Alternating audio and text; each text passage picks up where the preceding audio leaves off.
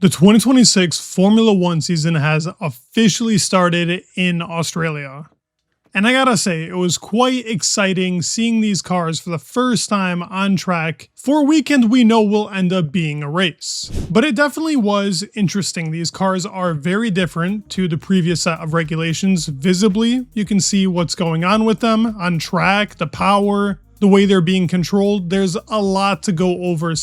Man, that was pretty jarring to look at, and I'm really hoping some changes made to see these cars actually go flat out. That was very depressing, in my opinion, because of the whole energy saving and having to have 100% battery using it in certain sections. They're really fast in the straights. They look really agile. I think the cars look phenomenal, but the engine section, yeah, I'm just not a fan of seeing these cars not go flat out in a corner. That definitely needs to be, and of course takes a lot of driver skill when you are going flat out this way.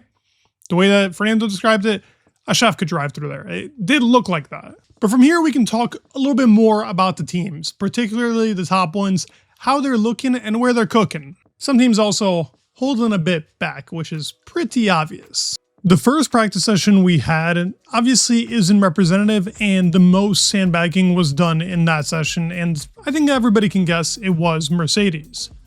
Now, while the Ferrari car was quick, that last run that Leclerc put in was a bit of a glory run. It wasn't very representative of the whole session.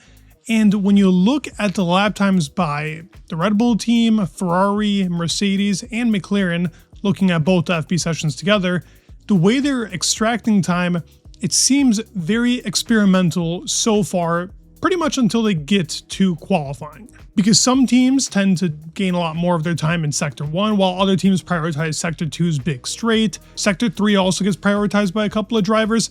Let's talk about it, go a little bit more in depth with each team and the problems that have occurred as well, in especially the more important FP2 representative session. Now, with me saying that, I think the session is more representative. We're still a ways off of really seeing the pecking order, but there's a better idea. Now, Red Bull in particular in FP2 didn't really show off the full pace they've had. They're having some issues kind of like Honda, obviously not to that same extreme. They do have vibrations through the engine, so they have to tone it down.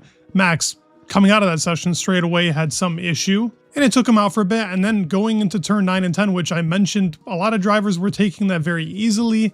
It was on high revs, but the car was doing that super clipping, so there wasn't much to gain in that corner. Max took it pretty extreme, and the result was losing a bit of his car. He was one of the only drivers really taking 9 and 10 fast at that moment, and that held him back for a lot of the session. And what's funny is that Isaac by far had the fastest speed in Sector 1, and nobody was even close. Then come Sector 2, wasn't too far off of Piastri, and Sector 3 a ways behind, but as you can tell, big variation from sector to sector. Piastri was the leader in Sector 2, topping it off, but then was way down in Sector 1, while also being pretty down in Sector 3, even with having the fastest lap. And Ferrari was pretty even everywhere, with Leclerc lifting a lot in turns 4 and 11, trying to conserve that energy and use it in different sequences. Now, without looking at speed traps, Leclerc was the fastest in Sector 2, even with Piastri being 15 kilometers faster. So as I said, it's super experimental. There's so much sandbagging going on between the teams, seeing what's quickest, where works best. It wasn't like Leclerc was much faster. He had only a 10th on Piastri. But then the Mercedes team in Sector 3 looked to be pretty much dominating, a good 2.5 tenths ahead of Ferrari. All four teams look pretty competitive. I think Mercedes definitely has the engine to outlast both the Ferrari and the McLaren team, but Ferrari is a very well-balanced car, and in all of the sectors, pretty damn good, especially when they put it together, when we have seen them finish a couple of very nice laps. Looking at the midfield, I think Audi has been great. Also, Haas showed a little bit more of their pace in FP2 in comparison to FP1. Williams is still a pretty decent bit behind, and Alpine has disappointed me so far. And of course, without mentioning the Aston Martin team is just a ways off. It's insane. But the top four all look close, and I think anybody can take it in qualifying. I definitely have Mercedes a little bit ahead right now. Ferrari is up there. McLaren looks really damn good, especially in the hands of Piastri. But let's see how they all put it together. The drivers will make a difference. It's going to be very strategic this year, not as much on the tire saving.